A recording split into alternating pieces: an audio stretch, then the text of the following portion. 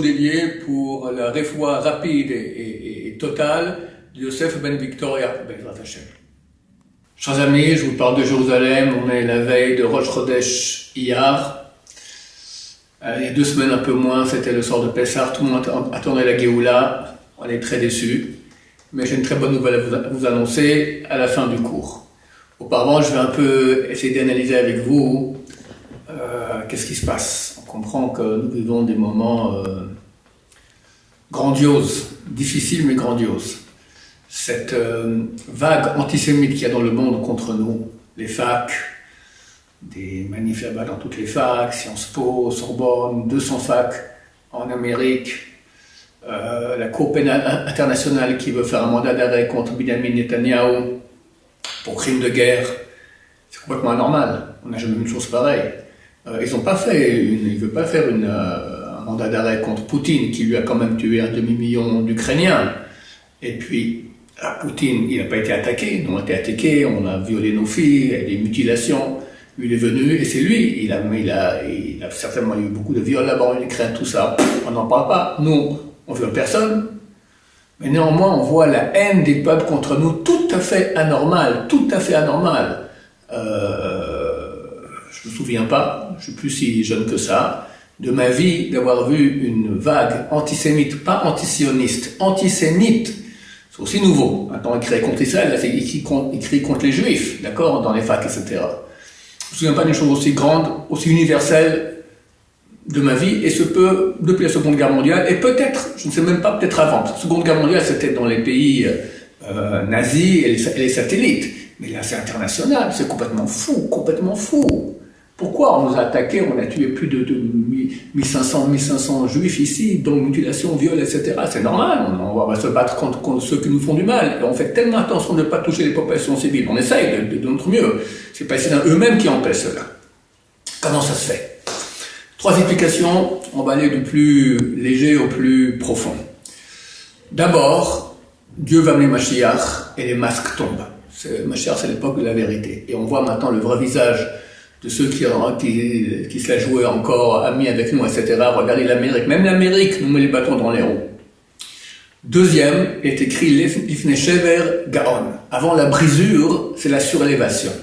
On voit que Haman, avant que Dieu le fasse tomber et qu'il soit pendu, il est au top niveau de la société. Il est invité avec le roi et la reine en privé. Et il sort de là-bas et dit Psh, je suis invité avec eux en privé, j'ai plein d'argent, j'ai plein d'enfants, je suis au top. Et boum, le même jour, il est tombé et le lendemain, il est tombé et il a été pendu. C'est un principe que Dieu utilise beaucoup. Avant que le mal tombe, Dieu le monte, le monte, le monte. Alors Dieu maintenant fait monter tous nos ennemis.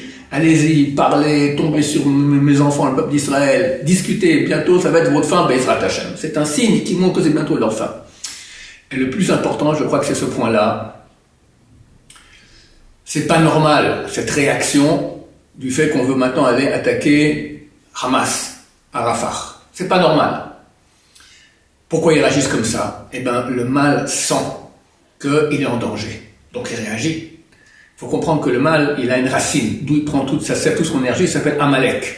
C'est clair que Hamas c'est Amalek. Peut-être aussi Hezbollah et l'Iran. Mais ceux qui nous font le plus de mal actuellement, la tête de lance de Amalek, c'est Hamas. Avec Sinwar, etc. Quand Amalek tombe, le mal tombe. Quand Amalek tombe, c'est l'époque messianique. Dieu vient sur son trône, se dévoile, terminé. Maintenant, si on rentre à Rafah et on met fin, Bezrat Hashem, rapidement, à Sinwar et à sa clique, alors c'est la fin du mal et Mashiach vient. Les forces du mal sentent cela. Les goïms sentent, ceux qui nous haïssent sentent cela. Ils ne sentent pas de façon, c'est pas quelque chose de rationnel. Comme la Gemara dit que lui ne voit pas, mais son âme voit, d'accord? Ils sentent des choses, et il y a un impact. Donc ils réagissent de façon extrêmement forte. Le fait qu'ils réagissent de façon tellement anormale, puissante, tout à fait irrationnelle, montre qu'ici il y a un point super important. Maintenant, ma bonne nouvelle, c'est que on m'a parlé d'un Tikkun Zohar. Tikkun Zohar, c'est une partie du Zohar. Donc Rabbi Shimon Bar Yochai, on sait bientôt la Yula Bezrat Hashem, a écrit le Zohar, puis après il a écrit encore 70 Tikkunim, 70 explications basées sur une permutation du mot Bereshit. Et on m'a dit que dans le chapitre 21, c'est très très long là-bas, et c'est marqué que la Géoula ne sera pas à Pessah, elle va commencer à Pessah et finira dans quelques jours. Je ne vous dis pas la date, parce que je ne veux pas faire de fausses joie comme beaucoup de gens ont été très déçus à Pessah. C'est pour très bientôt. Celui qui veut peut m'écrire en privé, je lui répondrai exactement quelle date est écrite. C'est pas pour dans beaucoup de temps Bezrat Hashem. Et c'est écrit, ça commencera à Pessah et ça finira donc dans cette date dans quelques jours. Comme ça c'est écrit. Et alors j'ai découvert, c'est dans page 55, ceux qui vont le Tikkun Zohar, page 55a. Tikkun Zohar, là-bas c'est marqué quand vient la Géoula Bezrat Hashem. À quel, c'est pas marqué quelle année, mais c'est marqué à quel moment de l'année Bezrat Hashem. On espère qu'on se trompe pas, bien sûr. Personne n'est prophète, il faut que ce soit qu'une option qui est écrite là-bas, mais elle correspond beaucoup avec la réalité que nous voyons. Ça commence à Pessah. Est-ce qu'on a vu que ça commence à Pessah? On a vu absolument oui. On a vu une lumière divine de protection, d'aide du peuple d'Israël, tout à fait anormale. Cette attaque des 330 et quelques missiles d'Iran qui n'a fait aucun mort parmi nos rangs, c'est extraordinaire. Il y a une vidéo qui a beaucoup circulé en Israël, je vous en parle parce que je ne sais pas si en France les gens l'ont vu. On voit un général de l'armée de l'air, complètement chauve, complètement non religieux, qui dit que on a vu là la main de Dieu. Et il dit, mais les Iraniens et les Saoudiens aussi croient en Dieu. Mais il dit, là nous avons vu la main du Dieu d'Abraham, Yitzhak et Yaakov. C'est un non religieux qui parle, un type de l'armée, je vous dis, complètement rasé, d'accord, c'est complètement anormal. On a vu la main de Dieu. C'est vraiment un grand début de Géoula Bezrat Hashem qui finira très bientôt dans la joie. Alors il faut tenir bon Bezrat Hashem, il n'y a pas encore longtemps. Je rappelle ceux qui veulent savoir la date qui est écrite dans le Tikkun Zohar, qui m'écrit, je répondrai tout de suite, Bezrat Hashem.